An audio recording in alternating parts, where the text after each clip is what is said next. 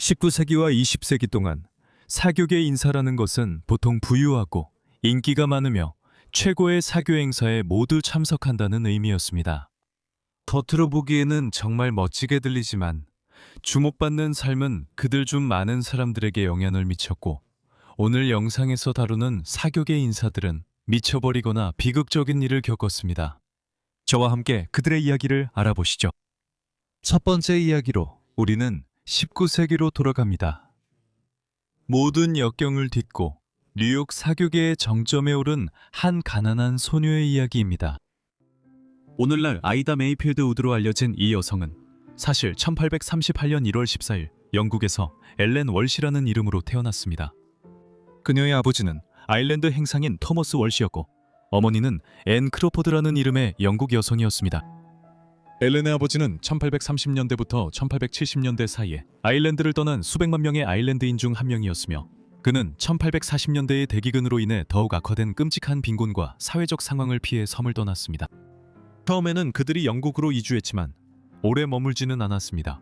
대신 가족은 1850년대 초에 미국으로 이주했고, 처음에는 매사추세츠주 보스턴에 정착한 후 나라의 다른 지역으로 흩어졌습니다. 엘렌의 아버지는 1860년대 중반 캘리포니아에서 세상을 떠났습니다. 이 시기는 미국에서 반 아일랜드 정서가 두드러졌던 시기로 아일랜드인의 대규모 이주와 그들의 사회적 성격, 그리고 로마 가톨릭 신앙이 미국 사회의 부담으로 인식되면서 이민자들은 광범위한 외국인 혐오를 겪었습니다. 미국 전역의 많은 업소들은 흑인 출입 금지, 유대인 출입 금지, 아일랜드인 출입 금지라는 표지판을 내걸었습니다. 이러한 반아일랜드 정서에 직면한 엘렌은 아직 젊은 나이에 자신의 이름을 아이다 메이필드로 바꾸기로 결심했습니다. 그녀는 또한 자신이 루이지애나 출신이며 아버지는 남부의 설탕 플랜테이션 소유주인 헨리 메이필드라고 주장하는 정교한 배경 이야기도 만들어냈습니다.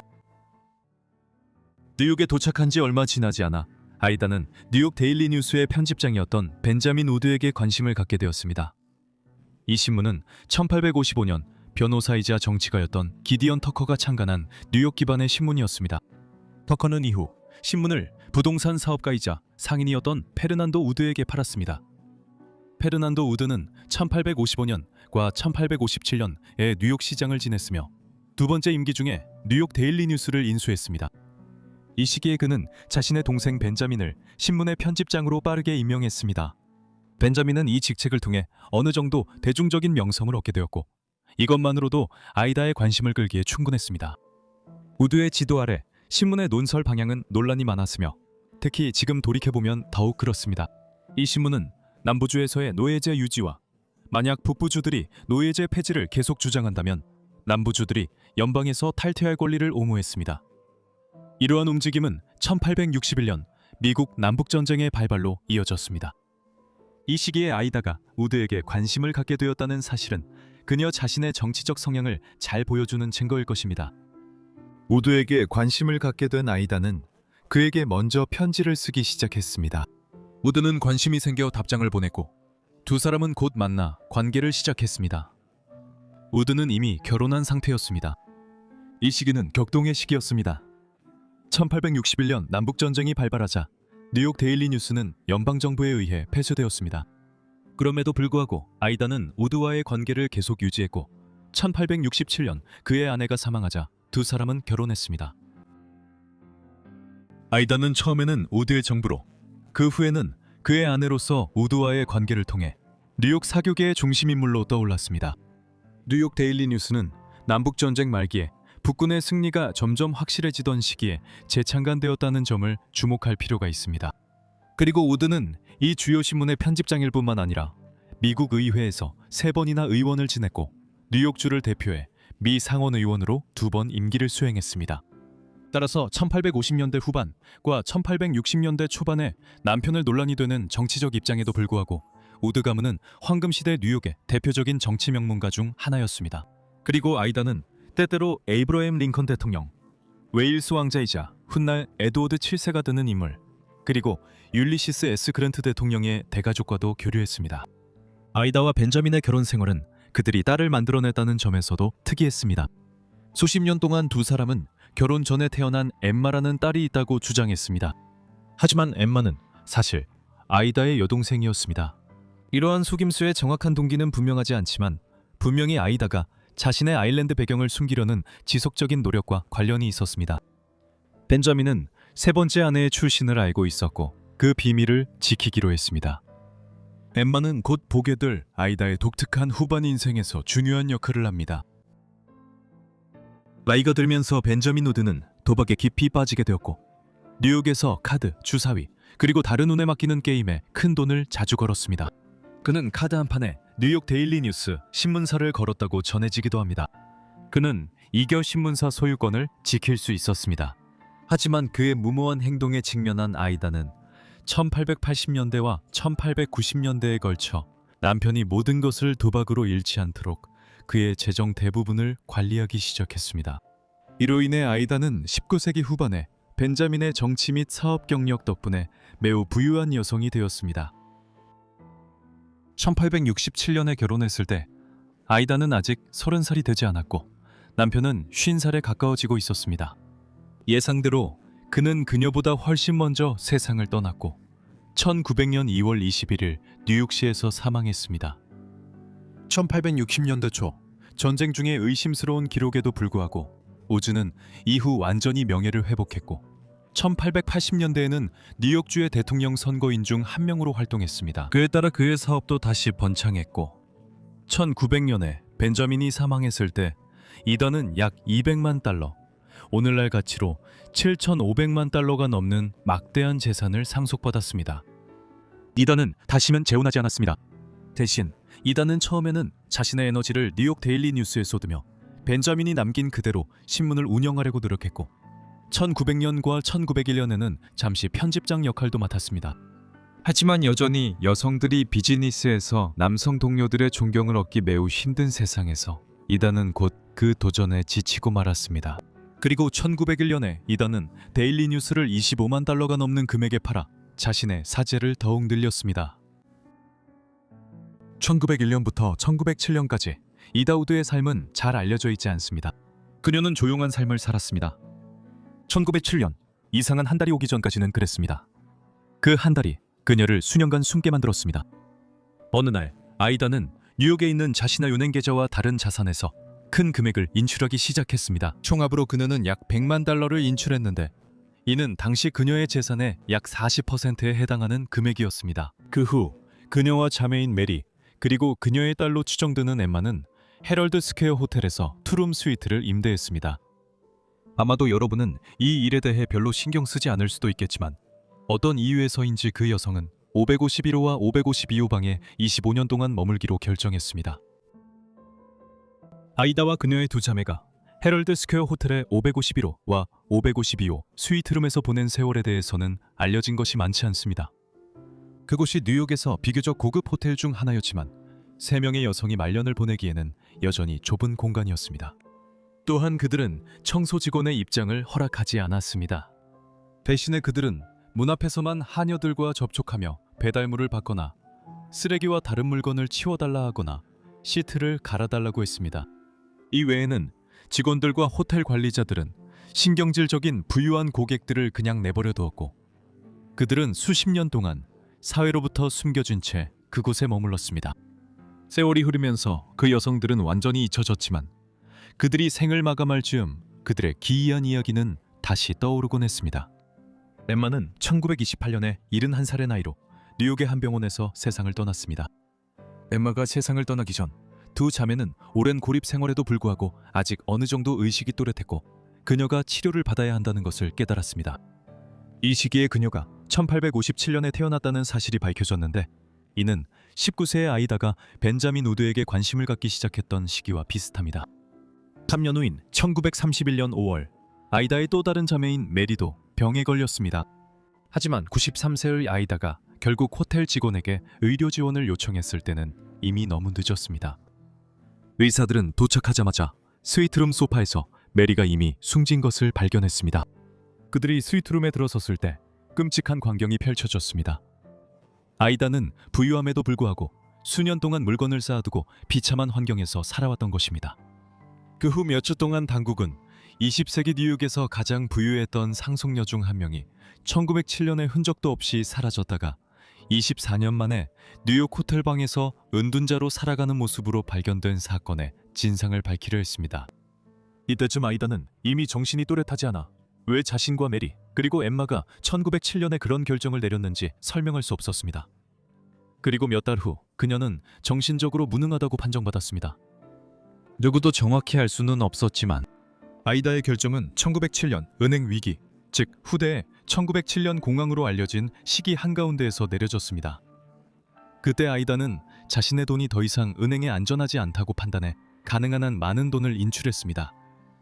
그 후 왜 아이다와 엠마, 메리가 호텔방에 스스로를 가두고 거의 다시는 밖으로 나오지 않았는지는 여전히 미스터리로 남아 있었습니다. 하지만 아이다는 평생 은유적으로 사회와 그 판단으로부터 도망쳐왔다는 점을 고려해야 합니다. 그 과정에서 그녀는 자신의 정체성과 이름을 바꿔왔습니다. 1907년 그녀는 단순히 실제로도 도망치기로 결심했습니다.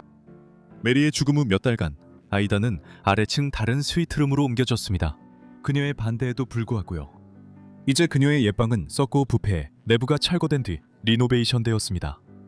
직원들은 곧 1907년에 잠긴 그녀의 소지품과 돈이 든 오래 잊힌 트렁크들을 발견했습니다. 그녀는 언니가 세상을 떠난 지 얼마 지나지 않아 1932년 3월 12일에 94세의 나이로 기관지 폐렴으로 세상을 떠났습니다. 아이다가 1930년대 초 세상을 떠났을 때 유언장 없이 남겨진 그녀의 유산 문제가 커지고 있었습니다. 그 결과 그녀가 남긴 막대한 재산이 남아 있었고 아직 청구되지 않은 상태였습니다. 수십 명에서 시작해 이내 훨씬 더 많은 사람들이 몰려들었고 마침내 수백 명에 이르는 이들이 그 재산의 전부 또는 일부에 대한 권리를 주장하려 했습니다. 결국 1937년에 이 문제를 해결하기 위해 법정 재판이 열렸을 때 1103명이 아이다의 정당한 상속인이라고 주장했고 이 중 616명은 법률 대리인과 함께 법정에 출석했습니다. 이 법적 분쟁의 중심에는 아이다의 불분명한 과거가 있었습니다. 그녀가 인생 이야기를 대부분 꾸며내기 때문입니다. 수백 명의 사람들이 자신이 그녀와 친척이라고 주장할 수 있었고 많은 이들이 루이지애나에서 온 그녀의 친척이라고 주장하며 뉴욕 법정에 도착했습니다. 오늘날 조작된 이야기임을 알지만 1930년대 중반엔 많은 이들이 여전히 믿었습니다. 다른 이들은 아일랜드에서, 또 다른 이들은 영국에서 왔고 더 많은 이들은 가족이 미국에 처음 도착한 후 정착했던 매사추세츠에서 왔습니다. 가족 친척이라고 주장하는 서부 캘리포니아 출신의 청원자들도 있었습니다.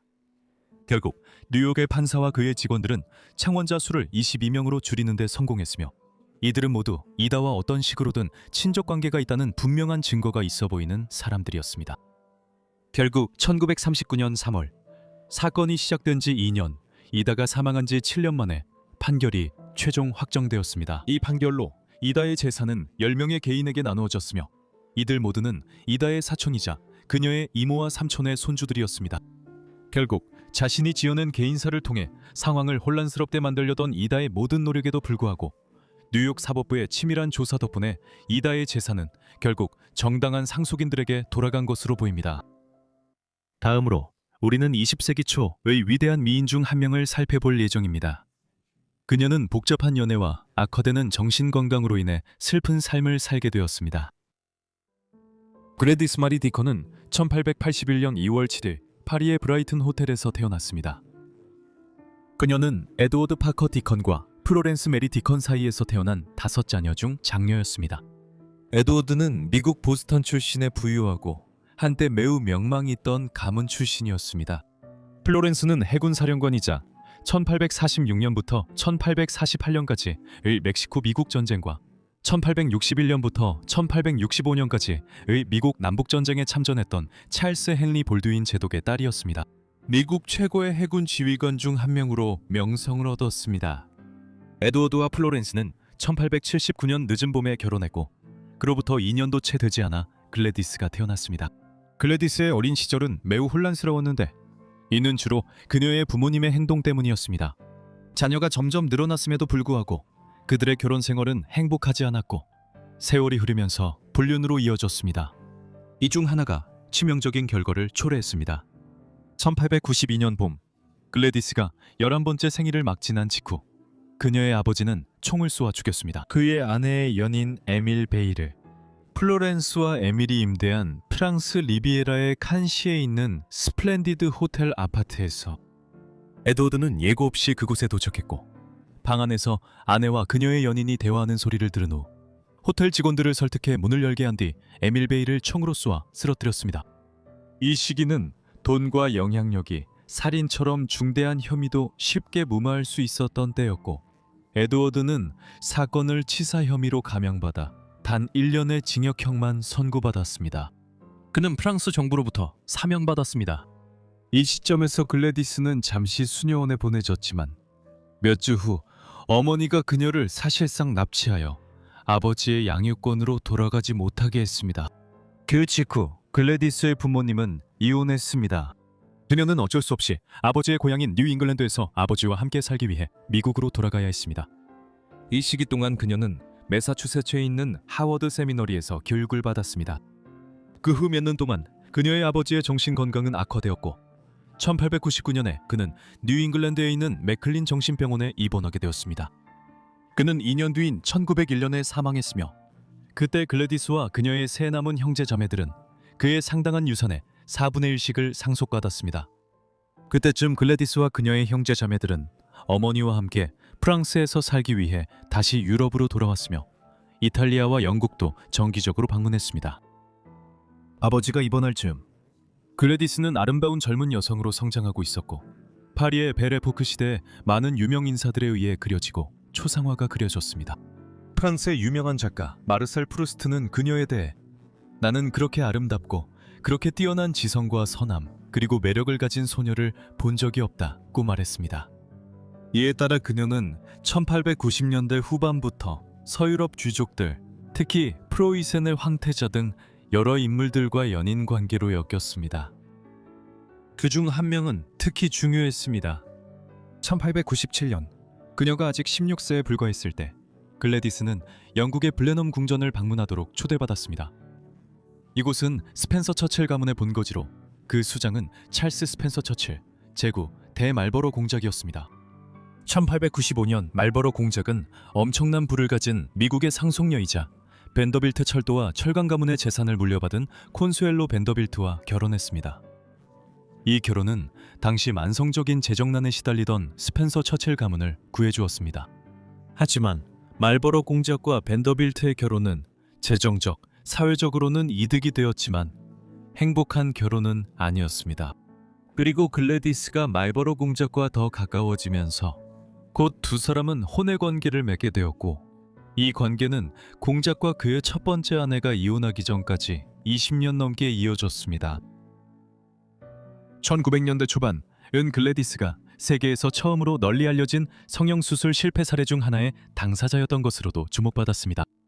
1903년 그녀가 겨우 22세였을 때 이미 미모로 정평이 나 있었음에도 불구하고 글래디스는 초기 형태의 미용 수술을 받았습니다.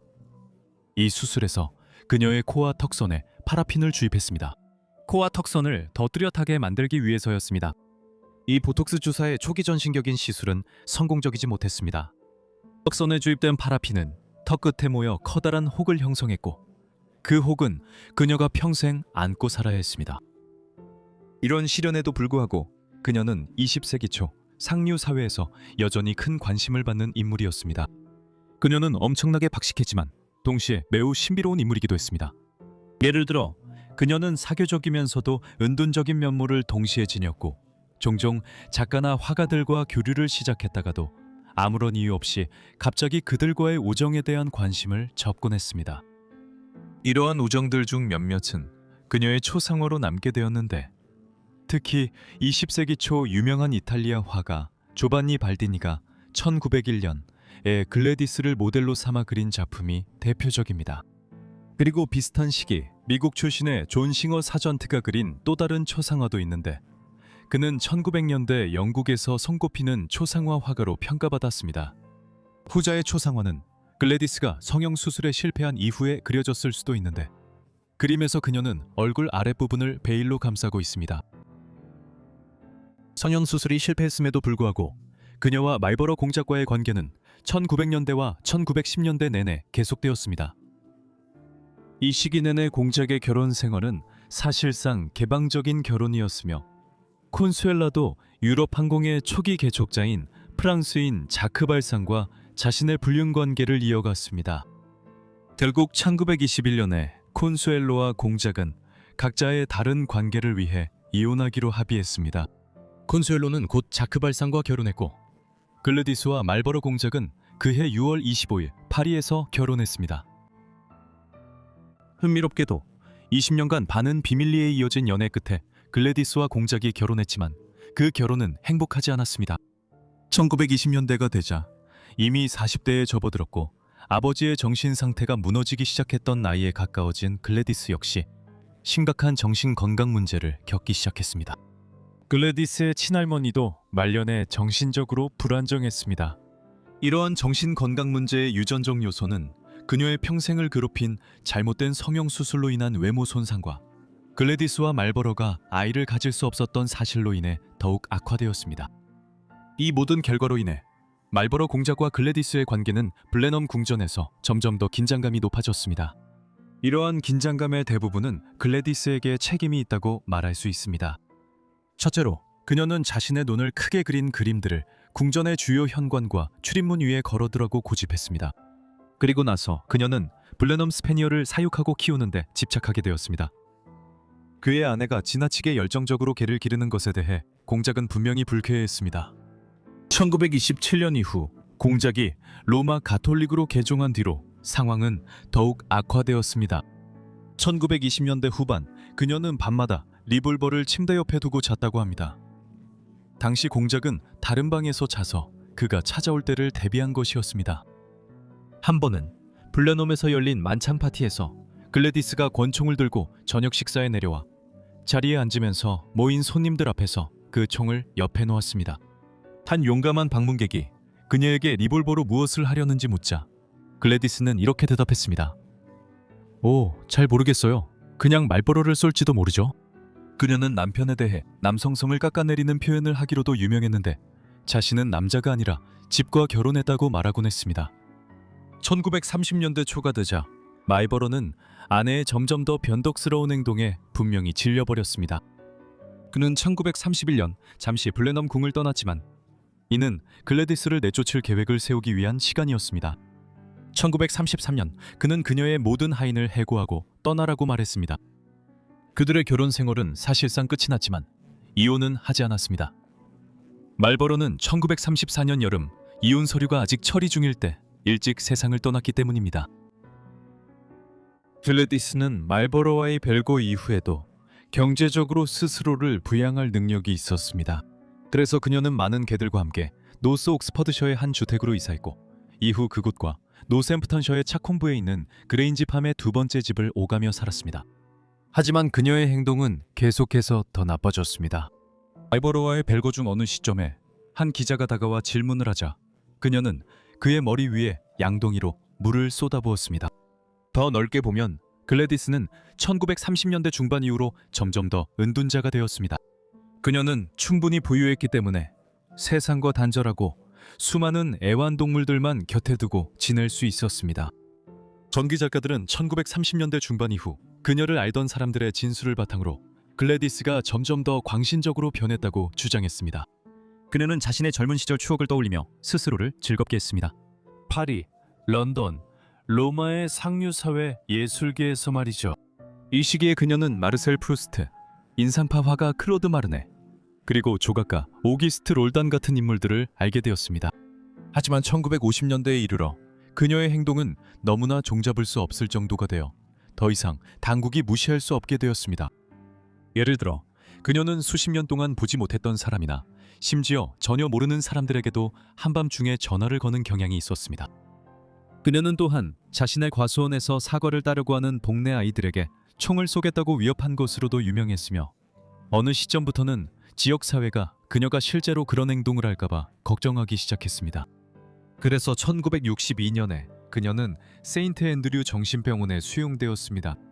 그곳에서 그녀는 여전히 정치와 사회 등 더 넓은 세상에 관심을 가지며 일기를 쓰는 등 호기심 많은 환자로 남아 있었습니다. 이 모든 것들은 그녀가 완전히 맑은 정신을 가진 것처럼 보이게 했지만 그녀의 행동은 순식간에 다시 통제하기 어려워질 수 있었습니다. 글래디스 디컨은 결국 1977년 10월 13일 96세의 나이로 세인트 앤드류 정신병원에서 세상을 떠났습니다.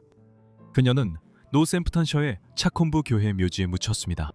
글래디스의 이야기는 수년 동안 여러 번 회자되었으며 특히 휴고 비커스의 전기와 그녀의 삶을 바탕으로 한 소설들이 있습니다. 리셸 게이블의 파리에서 만나요, 로빈 페이지의 블레넘에서의 죽음 등 소설에서 그녀의 이야기가 다뤄졌습니다. 오늘날 블레넘 궁전을 방문하는 사람들은 여전히 문 위에서 손님들을 바라보는 그녀의 그림 속 눈을 볼 수 있으며 안뜰에는 2개의 석상 스핑크스가 자리하고 있습니다.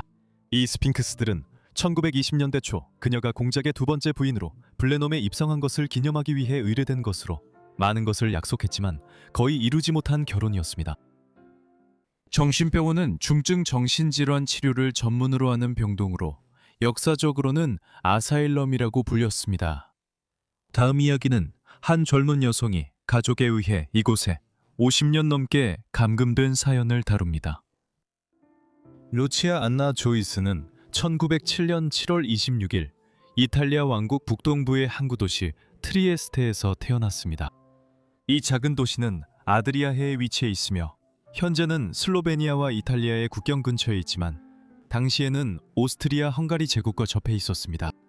루치아의 부모가 누구였는지 알아보지 않고서는 루치아의 인생 이야기를 이해하는 것은 불가능합니다. 그녀의 아버지는 제임스 조이스로 아일랜드 출신이며 20세기 유럽에서 가장 영향력 있는 문학인물 중 한 명이 되었습니다. 그는 더블린 사람들과 젊은 예술가의 초상과 같은 작품을 저술했습니다. 하지만 그의 대표작은 율리시스였습니다. 조이스는 아방가르드 문학과 모더니즘의 많은 요소를 확립한 인물로 널리 평가받고 있습니다. 루치아의 어머니는 노라 바너클로, 아일랜드 서부 골웨이의 가난한 집안 출신이었지만 어린 시절에 더블린으로 이사했습니다. 그녀는 1904년에 그곳에서 조이스를 만나 교제를 시작했습니다. 조이스의 작품들이 거의 항상 아일랜드 더블린을 배경으로 했음에도 불구하고 두 사람은 만난 지 몇 달 만에 아일랜드를 떠났고 오랜 기간 동안 다시 돌아오지 않았으며 트리에스테에 정착해 가정을 꾸렸습니다. 루치아의 오빠 조르조가 1905년에 그곳에서 태어났고 그녀는 그로부터 2년 후에 태어났습니다. 노라가 1908년에 유산을 겪은 후 그녀는 더 이상 아이를 갖지 않았습니다. 루치아의 어린 시절, 세 식구는 트리에스테에서 살았습니다. 이 시기 조이스는 아직 유명한 작가가 아니었고 그들에게는 불안정한 삶이었습니다. 가족은 종종 제임스가 얻은 후원자들의 작은 기부금으로 생계를 이어갔습니다. 토레스 슈미츠 역시 작가였으며 조이스에게 잠재력이 있다고 믿었습니다.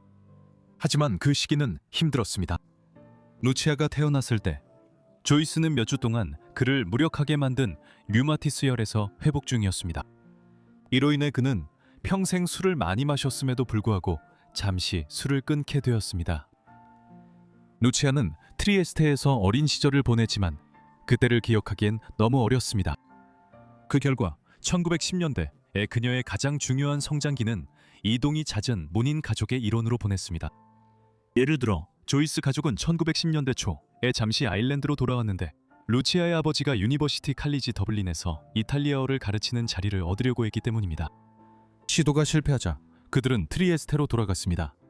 이후 얼마 지나지 않아 제임스는 더블린 사람들 출판으로 어느 정도 성공을 거두었지만 1914년 늦여름에 제1차 세계대전이 발발하면서 트리에스테에서의 생활은 점점 더 위험해졌습니다. 1915년 5월 이탈리아가 오스트리아 헝가리와의 전쟁을 끝내자 오스트리아 이탈리아 국경 도시인 트리에스테의 위험은 더욱 심각해졌습니다. 이탈리아가 전쟁에 참전하자 조이스 가족은 트리에스테를 떠나 중립국 스위스의 취리히로 이주했습니다. 그들은 전쟁이 끝날 때까지 그곳에서 살았고 1910년대 후반에 잠시 트리에스테로 다시 돌아왔습니다. 어린아이에게는 너무 잦은 이주였고 루치아가 10대에 접어들 무렵에는 이미 부모님, 특히 어머니 노라와 이상한 관계를 형성하고 있었습니다. 어린 시절의 경험 덕분에 루치아는 국제적인 감각을 지닌 사람이 되었습니다. 루치아는 여러 문화 속에서 자랐고 아일랜드계 부모님을 두었음에도 불구하고 이탈리아어를 자신의 모국어로 여겼습니다. 루치아의 성장 과정에서 또 다른 특이한 점은 그녀의 부모님이 실제로 결혼하지 않았다는 것이었는데, 이는 20세기 초에는 드문 일이었습니다. 그들은 1931년에야 런던 등기소에서 마침내 결혼하게 됩니다. 1920년 루치아와 그녀의 오빠 그리고 부모님의 삶은 파리로 이주해 정착하면서 마침내 더 큰 안정감을 갖기 시작했습니다. 조이스 가족은 이후 20년 동안 대부분 이곳에서 살았으며 제2차 세계대전이 발발하자 다시 취리히로 떠나게 되면서 결국 이사를 하게 됩니다. 하지만 파리가 처음에는 안정을 가져다 주었지만 바로 이곳에서 루치아는 처음으로 정신 건강 문제를 겪기 시작했습니다. 이 시기는 파리에서 매우 흥미로웠습니다. 제1차 세계대전의 트라우마와 그 뒤를 이은 스페인 독감 유행 이후 1920년대는 유럽과 아메리카에서 경제가 크게 성장하고 문화가 부흥한 시기였으며 프랑스의 수도 파리는 그 중심지였습니다. 이로 인해 1920년대는 프랑스에서 광란의 시대로 알려지게 되었고 F. 스콧 피츠제럴드, 어니스트 해밍웨이, 거트루드 스타인과 같은 작가들이 한동안 이 도시를 자신의 집으로 삼았습니다.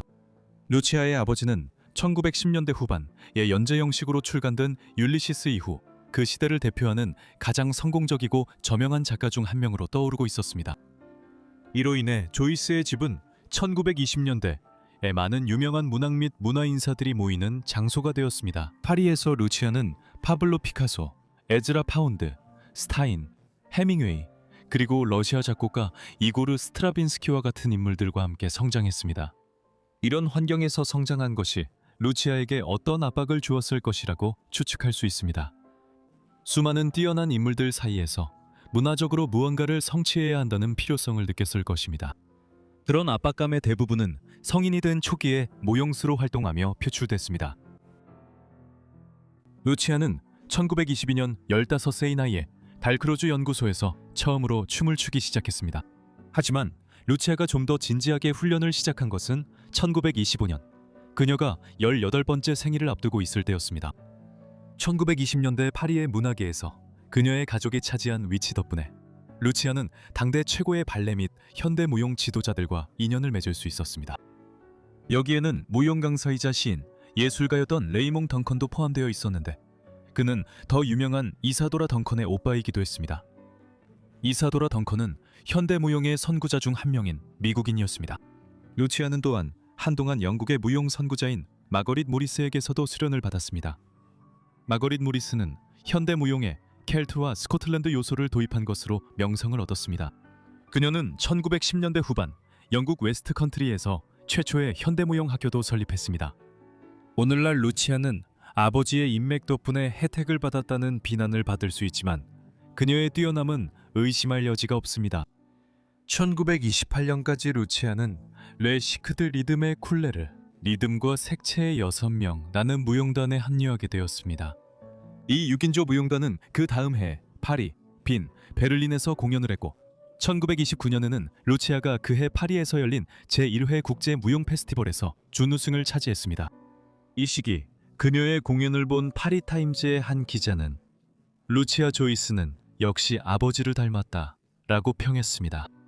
그녀는 제임스 조이스의 열정과 에너지를 지녔고 그의 천재성을 얼마나 물려받았는지는 아직 알 수 없습니다. 그녀가 리드미컬한 춤에서 완전히 능력을 펼치게 된다면 제임스 조이스는 루치아의 아버지로 알려질지도 모릅니다. 하지만 그녀의 무용수로서의 경력이 막 탄력을 받기 시작하던 찰나, 그것은 갑작스럽게 멈춰버렸습니다. 1929년 말 루치아는 갑자기 무용수로서의 경력을 포기했고 친구들에게 자신이 무용을 계속할 만큼 신체적으로 강하지 않다고 말했습니다. 그녀의 결정에 대한 정확한 이유는 상당한 논쟁거리였으며 일부 역사가들은 그녀의 아버지가 그녀의 경력을 중단시켰다고 제안하기도 했습니다. 조이스는 딸의 무용수 경력이 신체적으로 너무 힘들고 루치아에게 많은 스트레스를 주고 있다고 생각했던 것으로 보이며, 이는 이미 매우 어려웠던 루치아와 그녀의 어머니 사이의 관계를 더욱 악화시켰습니다. 이 무렵 그녀는 파리에 거주하던 아일랜드 작가이자 잠시 그녀의 아버지의 비서였던 세뮤얼 베킷과 관계를 맺기 시작했습니다. 그는 훗날 1969년에 노벨 문학상을 수상하게 됩니다. 그들의 관계는 오래가지 못했는데 베킷은 이미 다른 여성과 관계를 맺고 있었고 루치아에게 자신은 그녀보다 그녀의 아버지와 그의 작품에 더 관심이 있다고 말했습니다. 루치아가 춤을 그만두기로 한 결정과 베킷과의 관계가 무너진 것이 겹치면서 1930년에 루치아의 정신 건강은 극적으로 악화되었습니다. 조이스는 자신의 후원자 중 한 명인 해리엇 쇼 위버에게 이와 관련해 편지를 썼는데 루치아가 3, 4년간의 노력과 자신의 재능을 버렸다고 생각하며 한 달 동안 눈물을 흘렸다고 말했습니다. 1930년대 초반에 상황은 더욱 악화되었습니다. 루치아의 병의 정확한 성격은 논쟁의 여지가 있지만 조현병의 요소가 있었던 것으로 보입니다. 한때 그녀는 스위스로 보내져 가족이 1910년대 중반에 살았던 취리히의 부르크 해출리 정신병원에서 시간을 보냈습니다. 그리고 제임스 조이스도 조기 시력 저하 치료를 위해 가끔 그곳을 찾곤 했습니다. 그곳에서 루치아는 한동안 위대한 정신분석가 칼 융에게 치료를 받았습니다. 칼 융은 지그문트 프로이트 밑에서 수련을 받았고 이후 그의 스승과 경쟁 관계가 되었습니다. 이 시기는 루치아가 가족, 특히 어머니에게 폭력적인 분노를 자주 표출하며 힘든 시기였습니다. 루치아의 악화된 심리 상태는 1935년 아일랜드 더블린 남쪽 브레이라는 마을에 있는 친척들을 방문하던 중 절정에 이르렀습니다. 휴가 기간 동안 루치아는 사촌 집 거실 한가운데에 불을 지폈고 집을 방문한 여러 남성들의 바지 단추를 풀려고 시도했습니다. 루치아는 밤에 가스밸브를 열어 집안의 가스를 채웠다가 누군가 깨어나서 다시 잠글 때까지 두었던 것으로 알려져 있습니다. 마지막으로 루치아는 브레이에서 완전히 사라져 더블린으로 도망쳤고 그곳에서 거의 일주일 내내 문간에서 잠을 잤습니다. 아마도 놀랄 일은 아니겠지만 루치아가 파리로 돌아와 부모님이 그동안 있었던 모든 일을 알게 되자 그들은 그녀를 프랑스 수도 외곽의 이브리시르센에 있는 정신병원에 입원시키기로 결정했습니다. 루치아는 이후 15년 대부분을 이브리에서 보내게 되었고 한동안 영국의 세인트 앤드류스 병원으로 평가를 받으러 보내지기도 했습니다. 그녀의 아버지와 오빠 조르조는 이후 몇 년 동안 일요일마다 이브리에 있는 루치아를 찾아갔지만 그녀의 어머니가 루치아가 입원한 이후 다시 만났다는 기록은 없습니다. 제임스는 분명히 그녀의 상태에 대해 매우 괴로워했으며 1939년 소설 피네건의 경야에 등장하는 마마 루조라는 인물은 어느 정도 루치아를 바탕으로 한 것으로 보입니다. 1940년 여름 조이스 가족이 나치의 프랑스 침공을 피해 파리를 떠나 스위스 취리히에 정착하면서 방문은 중단되었습니다. 제임스는 그곳에서 불과 6개월 만에 세상을 떠났고 루치아의 어머니는 그 후 10년 동안 스위스 도시에서 더 살다가 세상을 떠났습니다. 1951년 루치아는 프랑스 이브리에서 영국 노샘프턴의 세인트 앤드류스 병원으로 옮겨졌습니다. 그녀는 1930년대 중반에도 이곳에서 진찰을 받은 적이 있었습니다. 그녀는 평생을 이곳에서 보냅니다. 이것은 영국의 정치운동가이자 문학계 인사였던 해리엇 쇼 위버의 요청에 따른 것이었습니다. 해리엇은 과거에 그녀의 아버지 제임스를 후원했던 인물이었습니다. 그리고 1951년 루치아의 어머니가 세상을 떠난 후 루치아의 후견인이 되기로 동의한 사람은 누구였을까요? 그녀는 종종 1920년대와 1930년대에 조이스 가족을 알았던 친구들과 지인들의 방문을 받곤 했습니다. 그 중에는 이미 나이가 들어가던 해리엇도 포함되어 있었습니다. 그들 중 가장 중요한 인물은 1930년대 초 그녀의 옛 구혼자이자 아버지의 가까운 문학적 지인이었던 세뮤얼 베케트였습니다. 그 무렵 베케트는 이미 성공한 작가가 되어 있었고 위버가 1961년에 세상을 떠나자 그는 노샘프턴에서 그녀의 지속적인 치료를 지원했습니다. 한편 그녀의 오빠 조르조는 1967년에 단 한 번만 그녀를 방문했습니다. 루치아는 1982년 12월 12일 75세의 나이로 뇌졸중 합병증으로 세상을 떠났습니다. 그녀는 가족 중 마지막 생존자였으며 조르조는 6년 전에 이미 세상을 떠났습니다. 루치아가 세상을 떠난 후 그녀의 조카 스티븐이 그녀의 글 대부분을 가져가 파기했습니다. 여기에는 그녀가 아버지와 주고받은 편지와 그녀가 쓴 소설에 들어있던 일부 시도 포함되어 있었습니다. 그녀의 가족은 루치아의 흔적을 모두 없애려 했던 것 같습니다. 그녀의 의료 기록은 불태워졌고 칼융 역시 루치아와 함께한 시간에 대한 모든 메모를 파기했습니다. 조이스 가족의 친구들과 지인들 역시 루치아와 관련된 모든 서신을 파기하라는 권유를 받았고 마치 그녀가 존재하지 않았던 것처럼 행동하며 그녀를 역사에서 지워버렸습니다. 그녀는 세인트 앤드루스 근처의 킨스토프 묘지에 묻혔으며 매년 그녀의 아버지의 대표작 율리시스를 기념하는 축제인 블룸스데이에 그녀의 무덤 근처에서 의식이 열립니다. 최근 몇 년 사이에 조이스 가족의 유해를 아일랜드로 송환하자는 계획이 제기되었고 20세기 초에는 루치아의 잊힌 이야기를 다시 조명하는 여러 책들이 출간되었습니다. 이제 20세기 미국으로 돌아가 보겠습니다. 한 아버지가 자신의 딸에게 전두엽 절제술을 강요했고 그 결과 그녀는 평생 정상적인 생활을 할 수 없게 되었습니다. 로즈메리는 1918년 9월 13일 매사추세츠주 브루클라인에서 로즈메리 케네디로 태어났습니다. 그녀는 곧 어머니인 로즈와 구분하기 위해 더 간단하게 로즈메리로 불리게 됩니다. 그녀는 조즈프 P 케네디 시니어와 로즈 케네디, 결혼 전 성은 피츠제럴드 사이에서 태어난 세 번째 자녀였습니다. 그녀가 태어났을 때 그녀에게는 두 명의 오빠가 있었습니다. 1915년에 태어난 조지프 주니어와 후대 잭 또는 JFK로 더 잘 알려진 존이 있었는데 그는 로즈메리보다 1년 조금 넘게 앞선 1917년 여름에 태어났습니다.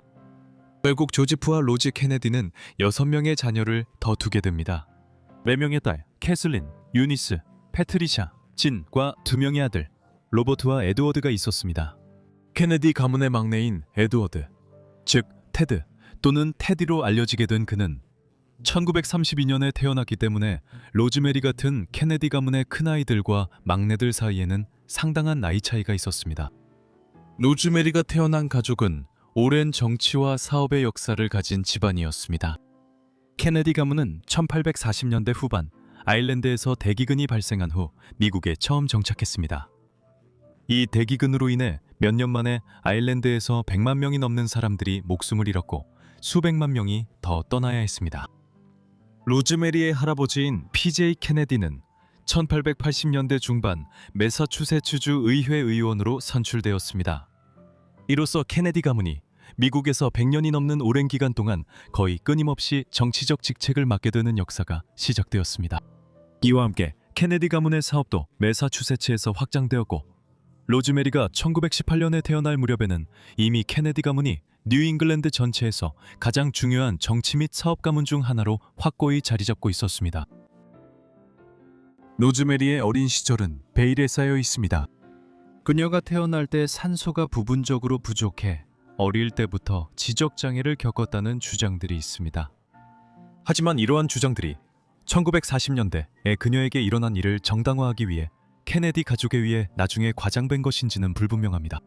정확한 진실이 무엇이든 1920년대 후반 로즈메리는 10대에 가까워지면서 펜실베이니아주의 지적장애인 학교에 보내졌습니다. 이후 1930년대 중반 로즈메리는 로드아일랜드의 한 수녀원 학교에 다니기 시작했지만 그곳의 대부분 다른 소녀들과는 따로 교육을 받았습니다. 이 시기 동안 로즈메리는 배우나 사회복지사가 되고 싶다는 열망을 보였고 어느 정도 더 성장하는 듯 했지만 그녀의 부모는 수녀원에서 들려오는 로즈메리의 이상행동에 대한 보고에 여전히 걱정하고 있었습니다. 로즈메리의 어린 시절 내내 그녀의 아버지의 사업과 정치적 입지는 계속해서 커졌습니다. 예를 들어 1920년대의 케네디는 당시 할리우드의 주요 영화 스튜디오 몇 곳의 재용자에 관여했습니다. 그들이 무성 영화에서 대화가 있는 영화, 즉 토키로 전원을 시작하려 할 때였습니다. 그는 또한 1920년대 미국 전역에 금주령이 시행되던 시기에 스카치 위스키를 밀주하여 막대한 돈을 벌었습니다. 그의 부는 정치 경력 발전에 도움을 주었고 그는 민주당에서 떠오르는 인물이었습니다. 마침내 1938년 로즈메리가 20번째 생일을 앞두고 있을 때 그녀의 아버지 조지프 케네디는 영국 주재 미국 대사로 임명되었습니다. 그래서 케네디 가족은 대서양을 건너 이주했습니다. 그곳에서 로즈메리는 점점 활기를 띠는 듯 보였습니다. 1938년 조지 6세 국왕의 궁정에서 데뷔탕트로 소개되기도 했습니다. 그리고 대사의 가족으로서 런던과 그 외 지역에서 열리는 많은 사교 행사에 참석했습니다. 심지어 유럽 대륙에서 나치 독일과의 전쟁이 일어나기 직전과 실제로 전쟁이 발발했을 때에도 그랬습니다. 하지만 1940년에 케네디 가족이 미국으로 돌아왔을 때 로즈메리의 상태는 급격히 악화되었습니다. 1940년대 초반에 로즈메리에게 정확히 무슨 일이 있었는지에 대한 모든 세부 사항은 명확하지 않지만 그녀는 가족이 영국을 떠나 미국으로 돌아온 것에 매우 부정적으로 반응한 것으로 보입니다.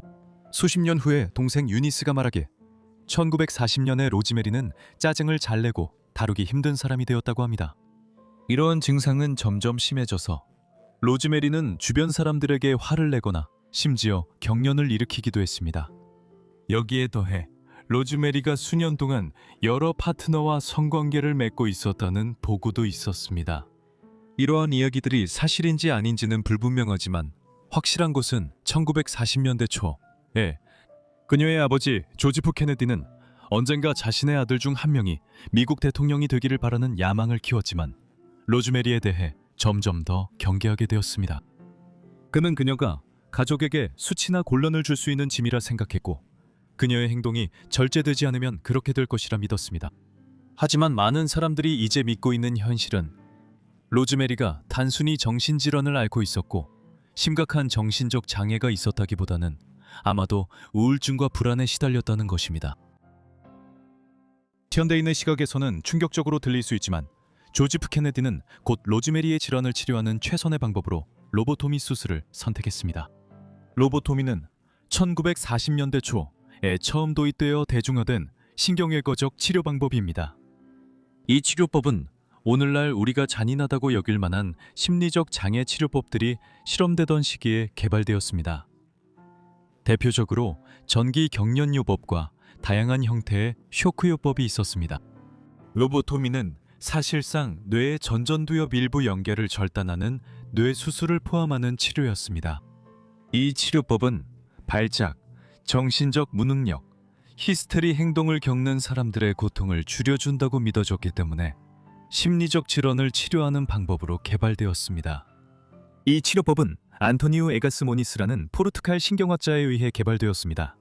그리고 실제로 그는 자신의 업적으로 1949년에 심리학 및 의학 부문 노벨상을 수상하게 되었습니다.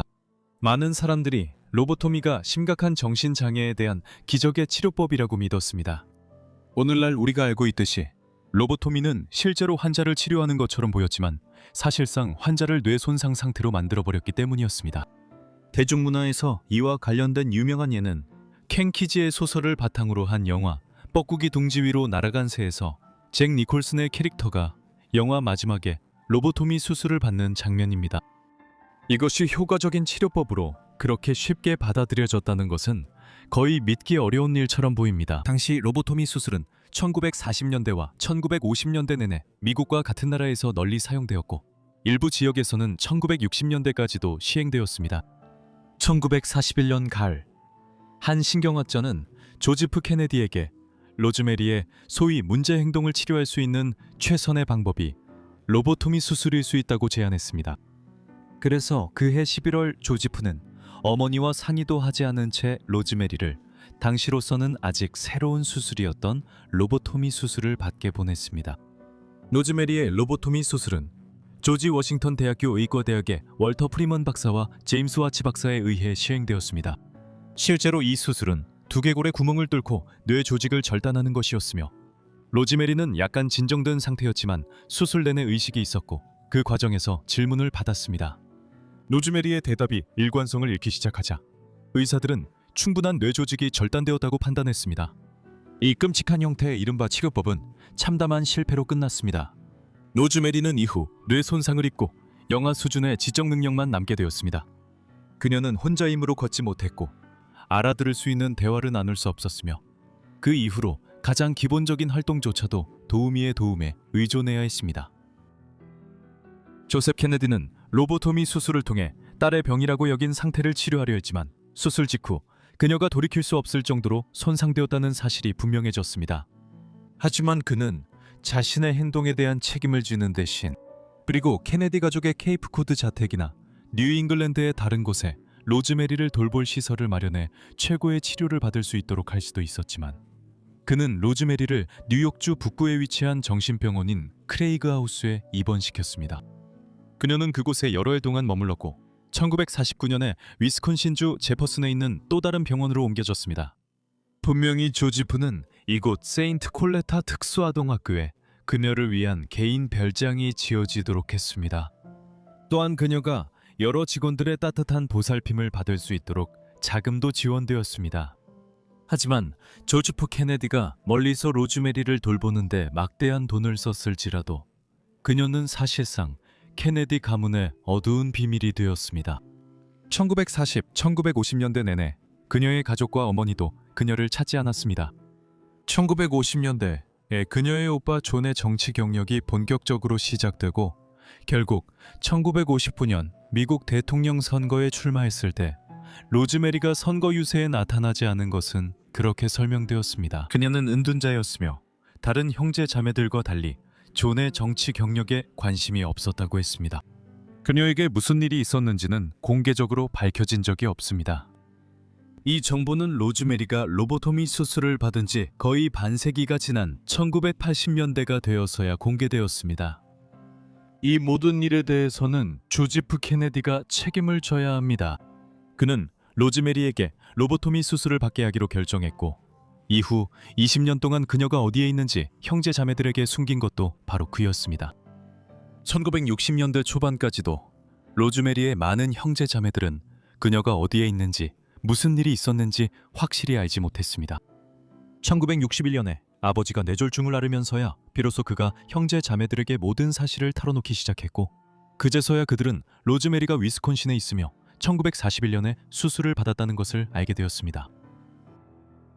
로즈메리가 위스콘신에서 보낸 삶은 오랜 세월 동안 그곳에 살면서 그럭저럭 괜찮았다고 표현할 수 있을 것입니다. 로즈메리는 수녀들과 학교 직원들의 보살핌을 잘 받았지만 1941년 수술로 잃어버린 대부분의 인지 기능을 회복하지는 못했습니다. 예를 들어 로즈메리는 다시 부분적으로 걷는 법을 배우긴 했지만 상당한 장애가 있었고 그녀의 말하기 능력도 겨우 알아들을 수 있는 수준 이상으로는 회복되지 않았습니다. 결국 그녀의 아버지가 말기 질환으로 세상을 떠나고 1969년에 사망하자 로즈메리의 형제자매들이 위스콘신에 있는 그녀를 방문하기 시작했습니다. 하지만 그때쯤에는 존과 로버트 모두 1960년대 미국의 격동적인 정치 분위기 속에서 암살당한 상태였습니다. 1980년대와 1990년대에 이르러 그녀는 가족 행사 때마다 매사추세츠 케이프코드에 있는 케네디 저택을 정기적으로 방문했습니다. 살아남은 형제 자매들은 과거의 죄를 바로잡으려고 노력했습니다. 그녀는 위스콘신에서 방문객이 오거나 매사추세츠로 향할 때 눈에 띄게 들뜬 모습을 보였다고 합니다. 1941년에 입은 상처에도 불구하고 로즈메리가 가족과의 연락이 다시 이어졌다는 사실을 어느 정도 인식하고 있었다는 신호였습니다. 로즈메리의 고난은 유니스 케네디가 스페셜 올림픽을 설립하는 데 힘을 쏟게 된 동기 중 하나였으며 그녀는 이를 추진하는 데 중요한 역할을 했습니다. 결국 로즈메리 케네디는 2005년 1월 7일 위스콘신주 포트 애킨슨 메모리얼 병원에서 86세의 나이로 세상을 떠났습니다. 사망 원인은 자연사로 기록되었습니다. 그녀가 세상을 떠날 때 살아있던 4명의 형제자매인 유니스, 진, 패트리샤, 그리고 테드가 곁에 있었습니다. 그녀는 이후 매사추세츠주 브루클라인에 있는 케네디 가족 기념묘지에 안장되었습니다. 마지막 이야기는 정신적으로 건강한 사람을 다루고 있지만 그녀의 삶 역시 가족의 저주로 인해 비극적으로 끝나게 됩니다. 캐슬린 케네디는 1920년 2월 20일 매사추세츠주 브루클라인의 83빌 스트리트에서 태어났습니다. 그녀의 아버지는 조지프 케네디 시니어, 어머니는 로즈 피치제럴드였습니다. 그녀에게는 조지프 주니어, 로즈메리, 잭으로 불린 존 등 손이 형제자매 셋이 있었다. 이후 1920, 30년대 초 애 케네디 가문에 5자녀가 더 태어났다. 유니스와 패트리샤, 로버트, 진, 그리고 막내인 에드워드는 역사적으로 테드 케네디로 알려져 있습니다. 캐슬린은 매우 활발한 아이였으며 어린 시절 가족들로부터 킥이라는 별명을 받았습니다. 이 별명은 그녀의 평생 동안 계속 사용되었습니다. 그녀는 뉴욕시 브롱크스에 있는 리버데일 컨트리 스쿨에서 교육을 받았고 이후 코네티컷의 여러 고등학교와 한동안 프랑스의 수녀원 학교에도 다녔습니다. 그녀는 자라면서 운동을 매우 좋아했고 상당히 외향적인 성격이었습니다. 그녀는 오빠들과 함께 축구하는 것을 좋아했고 그녀의 쾌활한 성격 덕분에 제게 많은 친구들의 관심을 받았습니다. 캐슬린은 이미 미국의 대표적인 사업가이자 정치가 집안으로 잘 알려진 가문에서 태어났습니다. 케네디 가문은 아일랜드계 미국인으로 1840년대 후반 아일랜드 감자 기근 이후 미국에 정착한 케네디 가문의 뿌리를 가지고 있습니다. 캐슬린의 할아버지 PJ 케네디는 1880년대 중반 매사추세츠 주의회에서 활동했습니다. 그는 또한 성공한 사업가였으며 그의 아들 조지프 케네디 시니어, 즉 캐슬린의 아버지는 PJ가 1929년에 사망하기도 전에 이미 막대한 재산을 물려받았습니다. 1920년대 캐슬린이 아직 어린아이였을 때 조지프 케네디는 케네디 가문의 사업을 확장하며 새롭게 떠오르는 할리우드 영화 스튜디오의 금융가가 되었습니다. 그들은 무성 영화에서 토키라고 불리는 대사가 들어간 영화로 전환하는 시기에 있었습니다. 케네디는 1920년부터 1933년까지 금주법 시대의 스카치 위스키 밀주업자로서도 작은 재산을 모았습니다. 캐슬린이 성장하고 케네디 가문의 재산이 크게 늘어나면서 그녀의 아버지는 정치적 야망을 품기 시작했습니다. 이로 인해 캐슬린은 성인이 되어 영국과 깊은 인연을 맺게 되었고 이는 그녀의 인생을 특징짓게 됩니다. 1938년 초 캐슬린이 아직 만 18세가 되기 전 그녀의 아버지는 프랭클린 델라노 루스벨트 대통령에 의해 영국 주재 미국 대사로 임명되었습니다. 곧이어 캐슬린과 그녀의 가족들은 조셉이 런던에서 대사직을 시작할 수 있도록 대서양을 건너 영국으로 떠났습니다. 조셉은 미국이 영국과 프랑스 그리고 나치 독일 사이에서 커져가는 갈등에 관여하지 말아야 한다고 믿는 미국의 고립주의자였기 때문에 그의 임명은 논란이 될 수밖에 없었습니다. 케네디 가족이 런던에 도착한 직후 캐슬린은 18번째 생일을 맞이했고 18세기 후반부터 이어져 온 상류층 행사인 퀸 샬럿 무도회에서 데뷔탕트로서 상류 사회에 첫 발을 내디뎠습니다. 이런 데뷔탕트 무도회는 양차 세계대전 사이의 흔한 관행이었습니다. 조지프 케네디와 그의 가족이 영국에 도착한 직후 언론의 관심이 집중되면서 많은 언론이 캐슬린의 무도회 참석에 주목했고 그녀는 영국 신문에서 1938년에 데뷔탕트로 칭송받았습니다. 1939년 9월 초 제2차 세계대전이 발발했을 때 캐슬린은 프랑스에 있었습니다. 그녀는 1939년 늦가을에 독일군이 프랑스를 침공할 것이라는 우려로 인해 급히 영국으로 소환되었습니다. 하지만 실제 침공은 1940년 초여름에야 일어났습니다. 영국으로 돌아온 후 조지프 케네디의 고립주의적 입장과 파시즘에 대한 동정은 더 이상 옹호할 수 없게 되었습니다. 특히 루스벨트 대통령이 나치에 맞서 영국의 비밀리에 지원을 제공하는 것을 지지했기 때문입니다. 결국 그는 대사직에서 물러났고 1940년에 케네디 가족은 미국으로 돌아갔습니다. 그곳에서 캐슬린은 한동안 여러 젊은 남성과 데이트를 했지만 그녀의 연애는 오래가지 못했습니다. 이는 주로 그녀가 전국을 돌아다녔기 때문이었습니다. 뉴욕의 핀치스쿨과 하프대학에 잠시 다닌 후 남쪽 플로리다로 내려가 선샤인 스테이트의 상업대학에서 수업을 들었습니다. 그 당시 그녀는 미국 적십자사에서 자원봉사를 시작했고 결국 워싱턴 타임스 헤럴드에서 초급 직책을 얻었습니다. 이 신문은 수도에 기반을 둔 신문으로 그녀는 문화평론을 작성했습니다. 캐슬린은 1940년대 초에 적십자사에 지원하기로 결정한 것은 유럽 전쟁에 기여하기 위한 그녀만의 방식이었습니다. 케네디 자녀들은 일반적으로 아버지의 정치적 견해를 전혀 공유하지 않았고 수십 년이 지난 후에는 여러 면에서 조지프 시니어가 믿었던 것과는 정반대가 되었습니다. 1940년대 초 캐슬린과 그녀의 몇몇 형제 자매들은 미국이 영국 편에서 전쟁에 참전하는 것을 지지했고 이에 대해 기뻐했습니다. 1941년 12월 루스벨트 대통령이 진주만에서 미국 태평양 함대가 공격당한 후 미국의 중립을 끝내고 독일과 일본에 맞서 전쟁에 참전했을 때였습니다. 캐슬린은 적십자 활동의 일환으로 1943년 초에 다시 영국으로 돌아와 영국의 여러 병원과 요양센터에서 근무했습니다. 이 시기에 그녀는 윌리엄 캐번디시, 하팀턴 후작이자 영국에서 가장 고위 귀족 중 한 명이었던 에드워드 캐번디시, 데번셔 공작 10세의 후계자와 연인 관계를 시작했습니다. 윌리엄은 캐슬린과 나이가 비슷했고 두 사람은 1930년대 후반 케네디 가족이 주영 미국 대사 일가로 영국에 머물던 때부터 알고 지냈습니다. 이제 그들은 다시 우정을 이어갔고 결국 서로 데이트를 시작했습니다. 당시에는 연애가 짧게 끝나는 경우가 많았기 때문에 두 사람은 빠르게 결혼을 계획했고 1944년 5월 6일에 결혼식을 올렸습니다. 캐번디시 가문과 케네디 가문 전체의 관계는 긴장감이 감돌았습니다. 그 주요 이유는 캐슬린이 가족이 독실하게 믿던 로마 가톨릭 교회에서 멀어지게 된 것이 부분적으로 캐번디시 가문과의 인연 때문으로 여겨졌기 때문입니다. 그 결과 캐슬린과 윌리엄은 런던 첼시의 킹스로드에 있는 등기소에서 결혼식을 올렸습니다. 결혼식에 참석한 케네디 가문의 유일한 가족은 캐슬린이 이 시기에 가까워진 맏형 조지프뿐이었습니다. 안타깝게도 그들의 결혼 생활은 오래가지 않았습니다. 결혼 당시 윌리엄은 콜드스트림 근위대 5대대에서 복무 중이었습니다. 몇 주 뒤 그의 부대는 노르망디 상륙작전에 중요한 역할을 했고 윌리엄은 나치에 맞서 유럽으로 파병되었습니다. 1944년 9월 9일 연합군이 서유럽에 추가 병력과 물자를 투입하기 위해 반드시 점령해야 했던 벨기에의 항구 도시 앤트워프를 해방시키기 위한 작전의 일환으로 윌리엄은 벨기에의 해펜 마을에서 바펜 SS 저격수에게 총을 맞았습니다. 그는 거의 직사했습니다.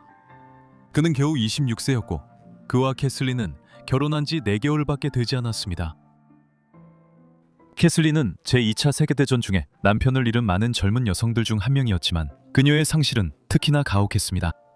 윌리엄이 프랑스로 떠났을 때 두 사람은 결혼한 지 겨우 5주밖에 되지 않았고 캐슬린은 다시는 그를 산채로 보지 못했습니다. 그 사이에 그녀의 오빠 조지프도 1944년 8월 영국 상공에서 비행 임무 중에 전서했습니다. 두 사람 모두 시신이 영국으로 돌아와 매장되지 못했습니다. 조지프의 비행기는 폭발이 너무 심해서 지상에도 피해를 입혔습니다. 그래서 조지프의 시신은 끝내 발견되지 않았고 윌리엄은 그가 전사한 벨기에 근처에 묻혔습니다. 전쟁 중에는 시신을 본국으로 송환하는 일이 거의 없던 시기였습니다. 남편이 사망한 후 캐슬린은 데번셔 공작이 계승 서열에서 제외되었습니다. 윌리엄이 살아있었다면 캐슬린은 언젠가 공작 부인이 되었겠지만 그의 죽음과 캐슬린과 윌리엄 사이에 자녀가 없었기 때문에 계승권은 이제 윌리엄의 동생인 앤드루와 그의 아내, 결혼 전 성이 미트퍼드인 데보라 캐번디시에게 넘어갔습니다. 남편이 사망한 후에도 캐슬린은 레이디 하팅턴이라는 칭호를 유지했습니다. 캐슬린은 곧 슬픔에서 회복했고 1945년 5월 전쟁이 끝난 후 피터 웬트호스 피츠윌리엄 제8대 피츠윌리엄 백작을 만나기 시작했습니다. 이 관계는 문제가 있었습니다. 피츠윌리엄은 1933년부터 올리브 도로시아 플럼킥과 결혼한 상태였기 때문에 캐슬린이 피츠윌리엄을 만나기 시작했을 때는 혼의 관계에 들어가는 것이었습니다. 이 일은 그녀의 가족을 불안하게 했고 부모님은 캐슬린이 지금의 길을 계속 간다면 케네디 가문의 재산에서 경제적으로 지원을 끊겠다고 밝혔습니다. 하지만 캐슬린은 계속 만남을 이어갔고 1948년이 되자 피츠윌리엄은 캐슬린이 가족의 승인을 받을 수 있다면 아내와 이혼하겠다고 동의했습니다. 그러나 그렇게 하려는 노력은 두 사람 모두에게 치명적인 결과를 가져오게 됩니다. 1948년 늦은 봄 캐슬린과 피츠윌리엄 경은 두 가지 목적을 가지고 프랑스로 여행을 떠나기로 결정했습니다. 첫째로 그들은 휴가를 떠나는 것이었습니다.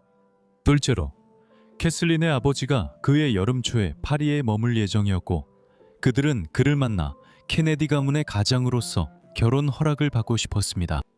그들은 5월 초 프랑스 수도에 도착해 프랑스 리비에라로 비행기를 타기로 했습니다.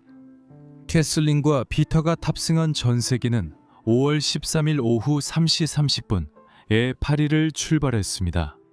비행기는 정상적인 항로로 남쪽을 향해 비행했지만 오후 4시 30분쯤 프랑스 남동부의 비엔느 상공에서 폭풍우를 만났습니다. 곧이어 그랑드와의 무선 연락이 끊겼습니다. 이후 약 20분 동안 심한 난기류가 이어졌고 결국 비행기의 날개 중 하나가 뜯겨나갔습니다. 비행기가 급강하하면서 엔진과 동체가 손상되었고 결국 리옹과 프랑스 남부 해안 중간쯤에 위치한 생보질 근처의 협곡에 추락했습니다. 캐슬린, 피터, 그리고 조종사와 항법사는 모두 그 추락사고로 사망했습니다. 그들의 유해는 수습되었고 캐슬린은 이후 영국 북부 채스워스 하우스에 있는 남편의 가족묘지에 안장되었습니다. 캐슬린과 가족 사이의 갈등은 그녀의 반항적인 성격과 복잡한 연애사 때문에 심각했으며 장례식에는 케네디 가족을 대표해 그녀의 아버지만 참석했습니다. 1948년 캐슬린의 이른 죽음은 케네디 가문의 저주로 알려진 일련의 사건들 중 초기의 사건들 중 하나였습니다. 앞서 보았듯이 그녀가 세상을 떠나기 불과 4년 전 그녀의 오빠 조지프 주니어 역시 제2차 세계대전 중인 1944년 8월 그가 조종하던 폭탄기가 서퍽 상공에서 오작동을 일으켜 폭발하면서 비행기 사고로 사망했습니다. 이보다 몇 년 전 또 다른 형제인 로즈메리가 로보토미 수술을 받았는데 당시에는 로보토미가 아직 실험적인 단계였고 정신건강 문제에 효과가 있다고 여겨졌던 시기였습니다. 케네디 가문의 저주는 캐슬린에서 끝나지 않았습니다. 15년 후 그녀의 오빠 존, 세계적으로 JFK로 더 잘 알려진 그는 텍사스주 댈러스에서 암살당했고 이어 1968년에는 또 다른 오빠인 바비도 암살당했습니다. 그 이후로 케네디 가문의 저주는 많은 다른 친척들을 사고사, 비행기 추락, 약물 과다 복용 등으로 앗아가며 미국에서 가장 유명한 가문 중 하나를 가장 비극적인 가문 중 하나로 만들었습니다. 이 비극적 사교계 인사 영상 시청해 주셔서 감사합니다. 흥미로우셨길 바랍니다. 이들의 삶에 대해 어떻게 생각하셨는지 아래 댓글로 알려주시고 혹시 제안하고 싶은 내용이 있으시다면 역시 댓글로 남겨주세요. 여러분 모두 구독과 알림 설정을 하셔서 제가 영상을 올리자마자 바로 받아보시길 바랍니다. 오늘은 여기까지입니다. 다음 포가탈 라이브즈에서 뵙겠습니다. 감사합니다.